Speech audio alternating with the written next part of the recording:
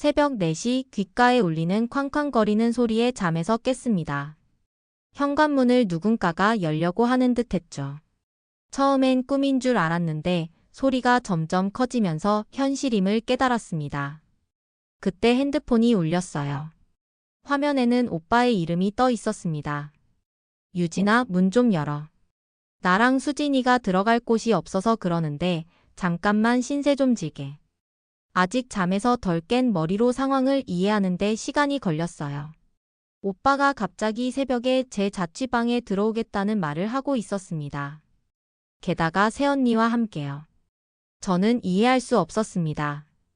왜 갑자기 제 집으로 오는 건지, 왜 미리 말도 없이 새벽에 오는 건지. 저희 집은 26살 여성인 제가 혼자 살기에도 빠듯한 원룸이었어요. 게다가 오빠는 결혼한 지 이제 막 한 달이 된 새신랑이었습니다. 왜 신혼부부가 저희 좁은 원룸에 들어오려는 걸까요? 사실 얼마 전 오빠가 신혼집 전세금을 사기당했다는 소식은 들었습니다. 부모님이 어렵게 마련해준 8천만 원을 날려버렸다는 소식이요. 지금 문 앞에서 뭐해? 빨리 열어. 점점 오빠의 목소리가 거칠어졌어요. 어릴 때부터 오빠는 화가 나면 폭력적인 면모를 보였습니다. 부모님께도 손찌검을 했던 적이 있었죠. 저는 침대에서 일어나 떨리는 손으로 현관문으로 향했습니다. 문 너머로 오빠의 거친 숨소리가 들렸습니다. 그 순간 문 앞에서 여자의 목소리가 들렸어요. 여보, 여기 내 동생 집이야. 생각보다 작네. 그래도 당분간 여기서 지내는 거지? 저는 문 앞에서 멈췄습니다. 당분간 여기서 지낸다고요? 저에게는 아무런 상의도 없었습니다. 오빠는 항상 그랬어요. 자신의 필요에 의해 모든 것을 결정하고 다른 사람들은 자신의 결정에 따라주길 바랐죠. 특히 저에게는 더욱 그랬습니다. 어릴 때부터 저는 오빠의 그림자였으니까요. 할머니와 할아버지의 편애 속에서 자란 오빠는 자신의 행동에 책임지지 않는 사람이 되었고 저는 늘 참고 양보하는 착한 동생이어야 했습니다. 하지만 이번만큼은 달랐습니다.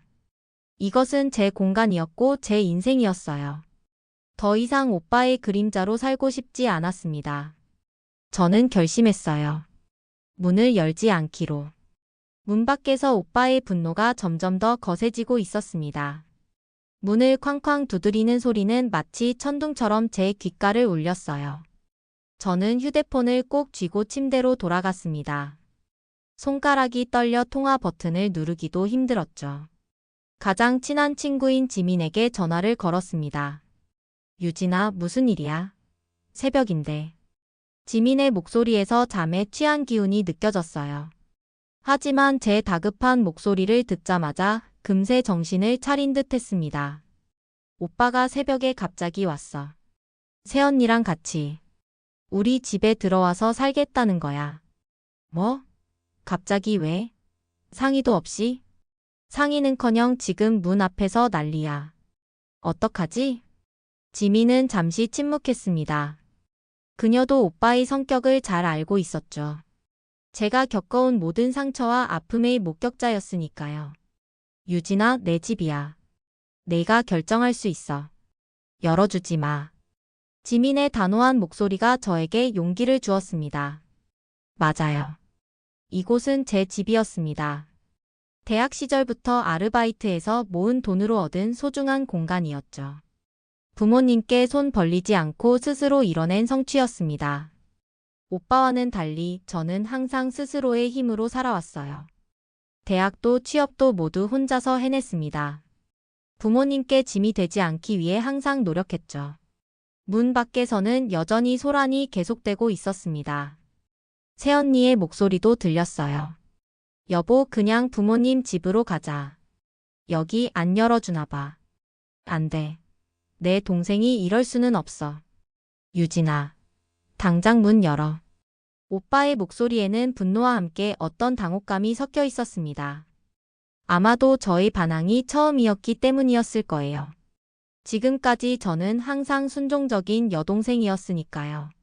오빠가 원하는 대로, 가족이 원하는 대로 따르는 착한 딸이었죠. 지민아, 나 오늘 너희 집에 가도 될까? 당연하지. 지금 당장 나와. 내가 현관 앞으로 갈게. 20분 후에 도착할 거야. 전화를 끊고 저는 급하게 짐을 쌌습니다. 필요한 것만 가방에 넣었어요. 손이 떨렸지만 마음만은 이상하게 단단했습니다. 26년 동안 저는 항상 양보하고 참아왔어요. 부모님의 관심과 사랑을 독차지하는 오빠에게 자신의 잘못을 절대 인정하지 않는 오빠에게 맞서는 것은 이번이 처음이었습니다. 현관문 밖에서는 여전히 소리가 들렸지만 조금 수그러든 듯 했어요. 아마도 이웃들의 항의가 있었을 겁니다. 저는 가방을 메고 창문을 열었습니다. 다행히 제 원룸은 1층이었고 창문을 통해 나갈 수 있었죠. 마치 도둑처럼 제 집에서 빠져나오는 상황이 비현실적으로 느껴졌습니다.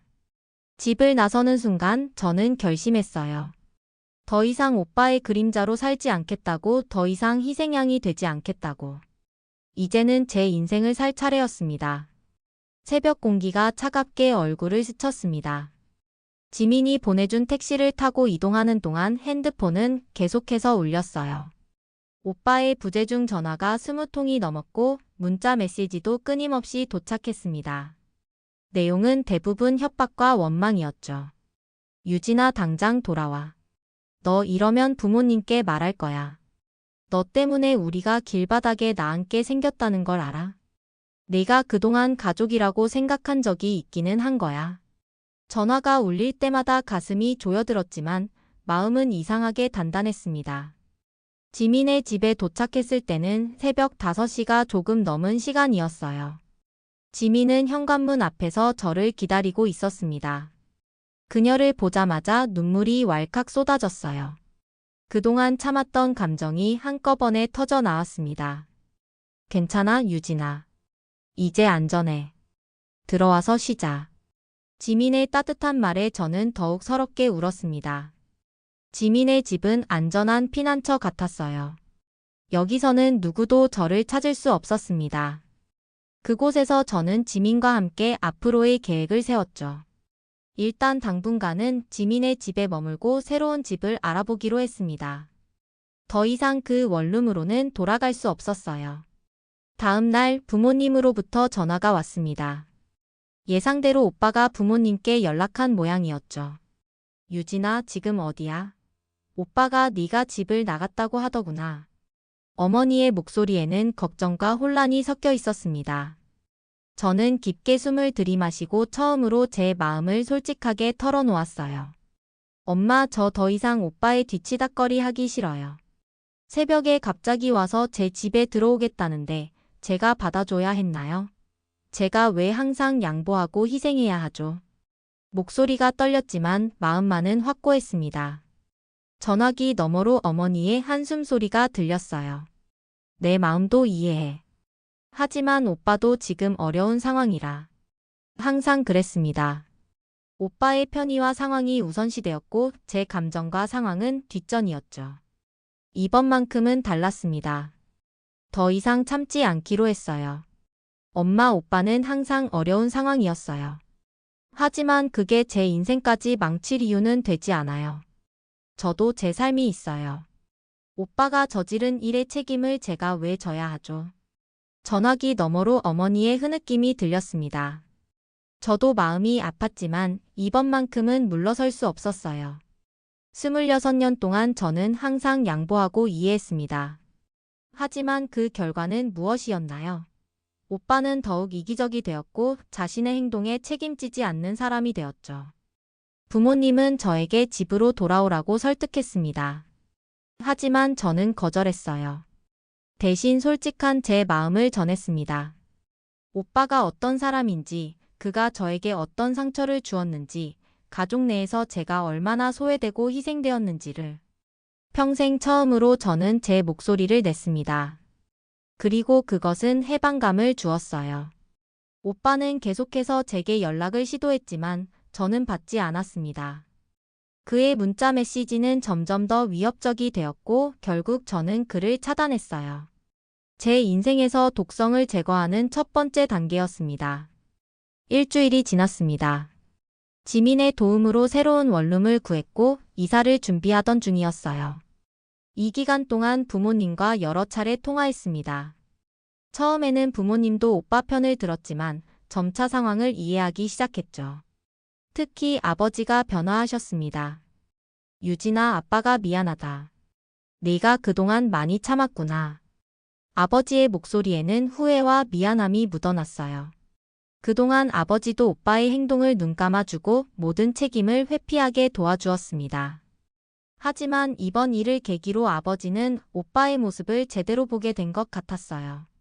새로운 집으로 이사하기 전날 예상치 못한 방문객이 지민의 집에 찾아왔습니다. 새언니였어요. 지민이 문을 열어주지 않으려 했지만 저는 괜찮다고 했습니다. 이제는 더 이상 도망치지 않기로 했으니까요. 유진 씨, 정말 죄송해요. 제가 무례했어요. 새언니의 표정은 진심 어린 사과처럼 보였습니다. 하지만 그녀의 눈에는 어떤 계산이 숨겨져 있었어요. 저는 그녀의 말을 가만히 듣기로 했습니다. 사실 저희 정말 어려운 상황이에요. 남편이. 아니, 오빠가 전세금을 모두 잃었고 저희는 정말 갈 곳이 없어요. 부모님 댁에도 갈 수 없고. 유진 씨 도움이 필요해요. 새언니의 말투는 간절했지만 그 안에는 어떤 교활함이 느껴졌습니다. 그녀가 말하는 어려운 상황은 모두 오빠가 만들어낸 결과였죠.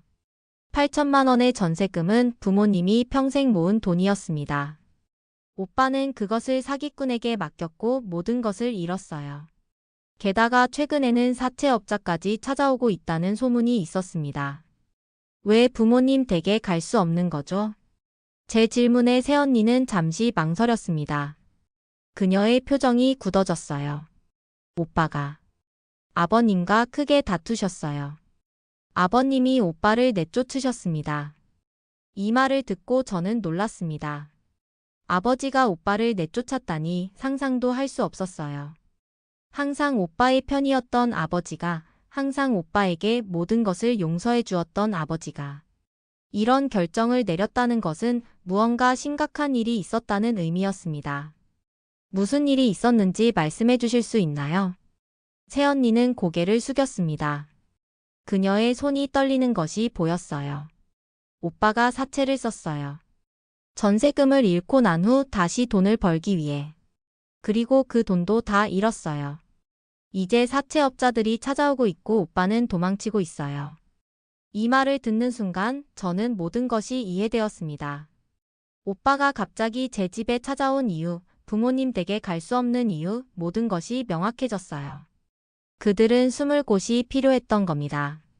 저희 작은 원룸을, 제 안전한 공간을 자신들의 도피처로 사용하려 했던 거죠. 죄송해요, 새언니. 도와드릴 수 없을 것 같아요. 이건 오빠가 선택한 길이고 그 결과도 오빠가 책임져야 해요. 저는 더 이상 희생양이 되지 않을 겁니다. 새언니는 제 단호한 거절 앞에서 표정이 일그러졌습니다.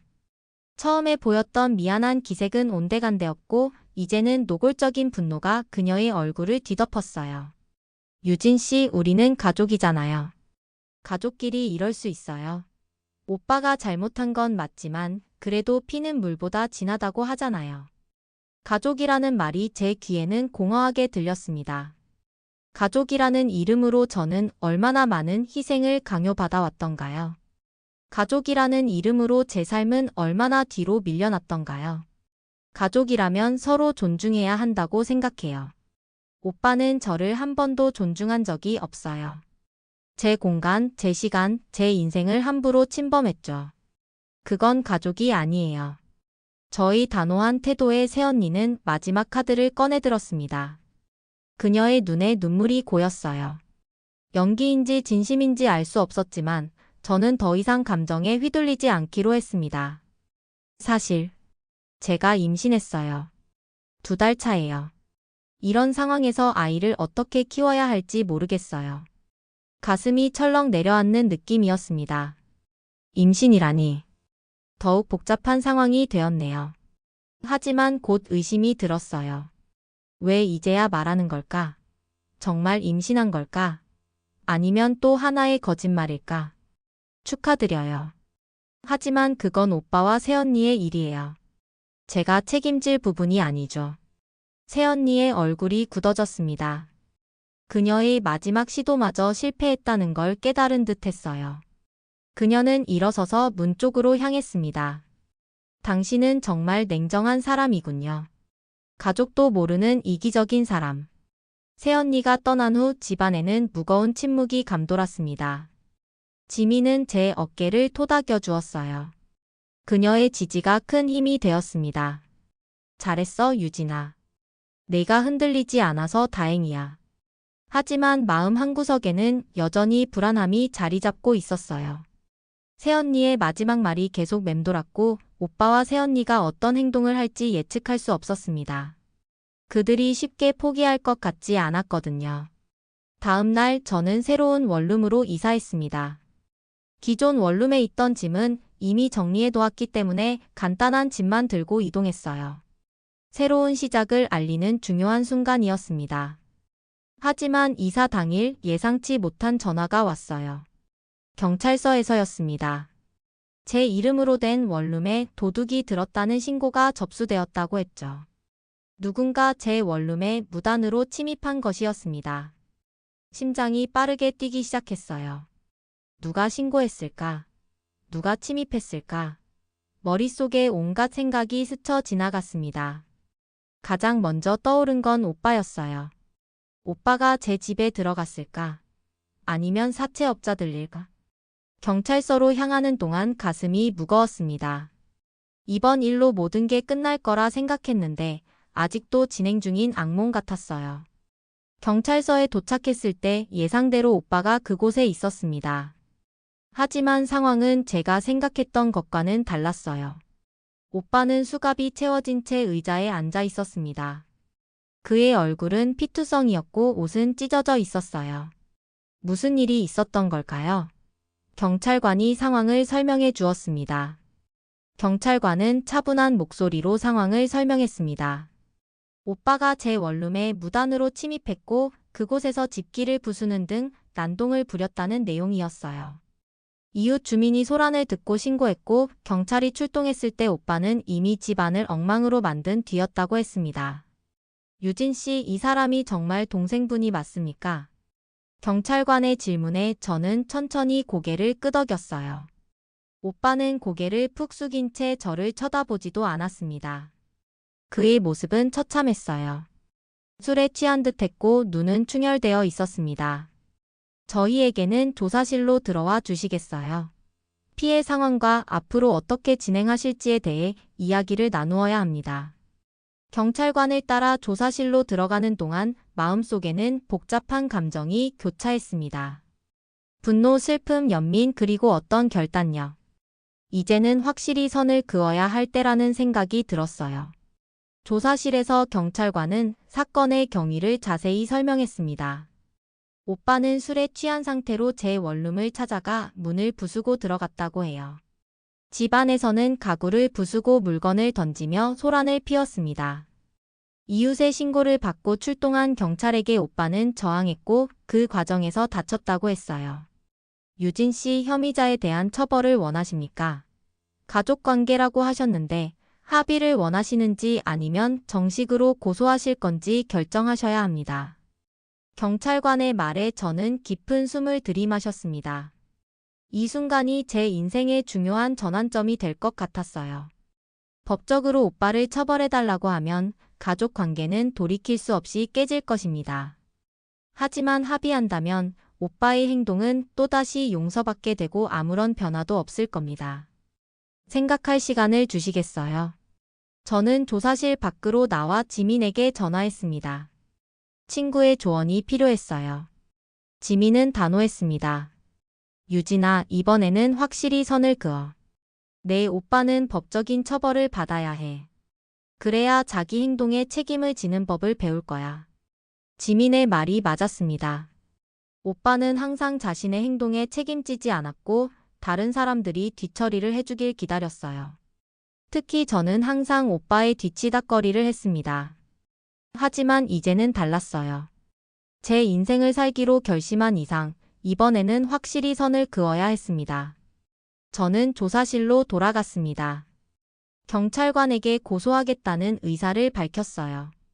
재산 피해에 대한 보상도 요구하겠다고 했습니다. 경찰관은 묵묵히 제 말을 받아 적었어요. 유진 씨 혐의자와 대면하길 원하십니까? 몇 가지 확인해야 할 사항이 있습니다. 저는 고개를 끄덕였습니다. 오빠를 다시 마주하는 것은 쉽지 않았지만 이제는 피할 수 없었어요. 경찰관이 오빠를 데려왔습니다. 그는 여전히 고개를 숙인 채 제 눈을 마주치지 못했어요. 혐의자는 자신이 동생의 집에 침입한 것을 인정하고 있습니다. 하지만 자신의 물건을 가지러 간 것뿐이라고 주장하고 있어요. 오빠의 변명이 우스웠습니다. 그의 물건이라니요? 제 원룸에는 오빠의 물건이 하나도 없었어요. 저는 차분하게 말했습니다. 오빠, 당신의 물건은 제 집에 하나도 없어요. 당신은 그저 화가 나서 제 집을 망가뜨리러 간 거잖아요. 이제는 솔직해지세요. 오빠는 마침내 고개를 들어 저를 바라보았습니다. 그의 눈에는 분노와 증오, 그리고 어떤 절망이 깃들어 있었어요. 처음으로 그의 모습에서 교만함이 사라진 것 같았습니다. 네가 날 버렸잖아. 가족인 나를 외면했다고. 내가 어려울 때 도와주지 않았어. 오빠의 목소리는 떨리고 있었습니다. 하지만 그의 말에는 여전히 자기 정당화만 있을 뿐 진정한 반성은 보이지 않았어요. 그는 여전히 자신의 행동에 책임지지 않고 있었습니다. 오빠, 내가 언제 오빠를 버렸죠? 오빠가 나를 버린 거예요. 새벽에 와서 내 집 문을 부수려고 했고 나에게 상의도 없이 내 공간을 침범했잖아요. 그건 존중이 아니에요. 가족이라도 서로의 경계를 존중해야 해요. 제 말에 오빠는 비웃음을 지었습니다. 그의 눈에는 이해할 수 없는 증오가 가득했어요. 넌 항상 그랬어. 착한 척, 잘난 척. 부모님도 너한테 완전히 넘어갔더라. 그래, 난 실수했어. 돈을 잃었어. 그런데 그게 뭐? 가족이면 도와줘야 하는 거 아니야? 오빠의 말은 가슴 깊이 박혔습니다. 착한 척, 잘난 척이라니요. 제가 언제 그랬던가요? 저는 항상 묵묵히 제 길을 걸어왔을 뿐입니다. 대학도 취업도 모두 스스로의 힘으로 해냈고 부모님께 짐이 되지 않기 위해 노력했어요. 반면 오빠는 어떤가요? 항상 부모님에게 의존했고 자신의 실수를 다른 사람 탓으로 돌렸습니다. 가족은 서로 도와야 해요. 맞아요. 하지만 그건 상호적이어야 하고 존중이 바탕이 되어야 해요. 오빠는 나를 존중한 적이 있나요? 내 의견을 물어본 적이 있나요? 내 공간, 내 시간, 내 인생을 생각해 본 적이 있나요?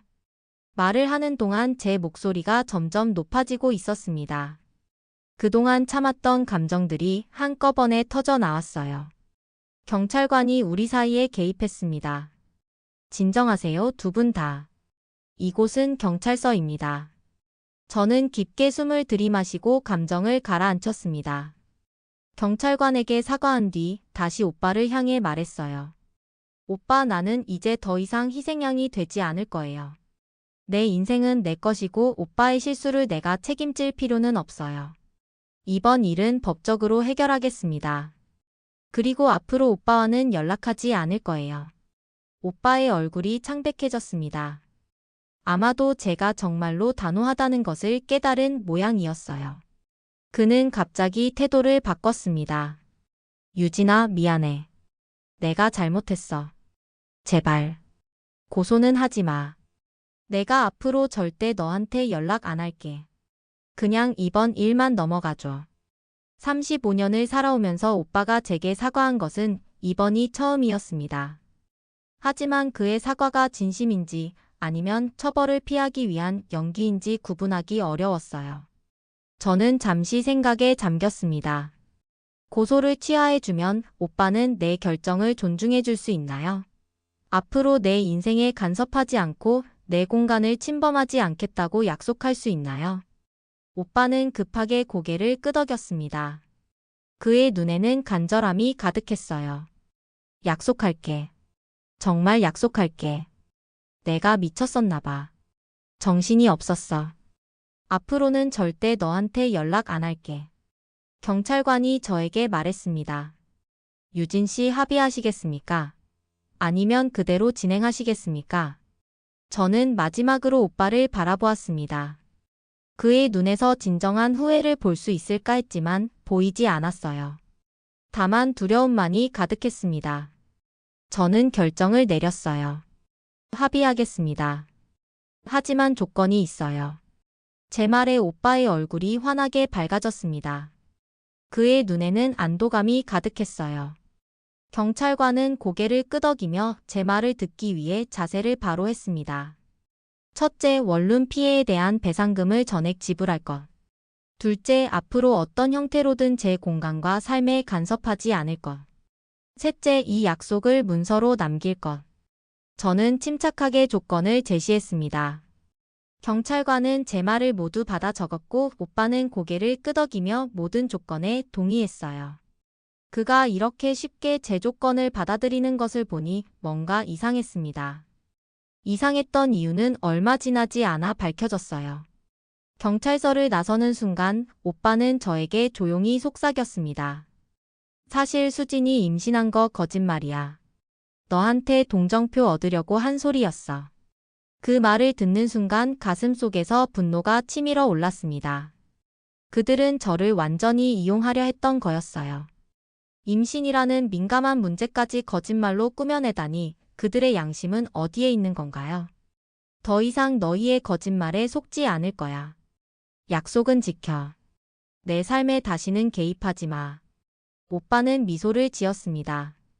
여전히 자신이 이겼다고 생각하는 듯 했어요. 저는 더 이상 그와 대화하지 않기로 했습니다. 뒤돌아 걸어가는 그의 뒷모습을 바라보며 이것이 마지막이길 바랐습니다. 한 달이 지났습니다.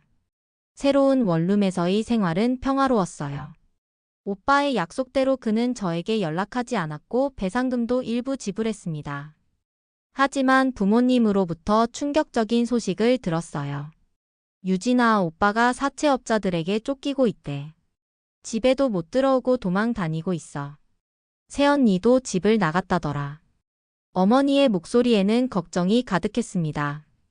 하지만 이제 저는 더 이상 그 문제에 개입하지 않기로 했어요. 오빠의 선택과 그 결과는 오빠가 책임져야 했습니다. 엄마, 제가 도울 수 있는 일은 없어요. 오빠가 선택한 길이에요. 이제는 오빠 스스로 해결해야 해요. 어머니도 이제는 이해하는 듯 했습니다. 더 이상 저에게 오빠를 도우라고 강요하지 않았어요.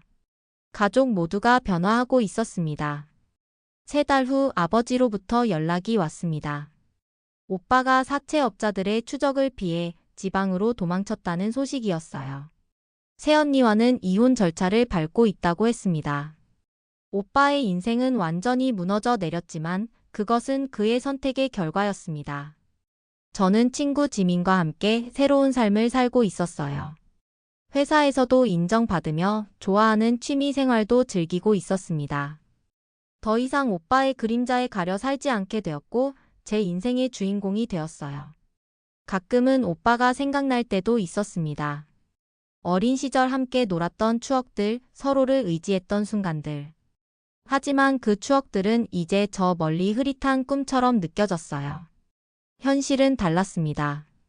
오빠는 제게 상처를 주었고 저는 이제 그 상처를 치유하며 앞으로 나아가고 있었습니다. 어느 날 저녁 집으로 돌아오는 길에 문득 깨달았습니다. 오빠를 용서했다는 것을요. 미워하지도 원망하지도 않게 되었습니다. 그저 제 인생과는 다른 길을 걷는 사람이 되었을 뿐이었어요. 용서는 오빠를 위한 것이 아니라 제 자신을 위한 것이었습니다. 가족의 굴레에서 벗어나 진정한 독립을 이루기까지 많은 시간과 용기가 필요했습니다. 하지만 그 과정을 통해 저는 더 강해졌고 진정한 제 자신을 찾았어요.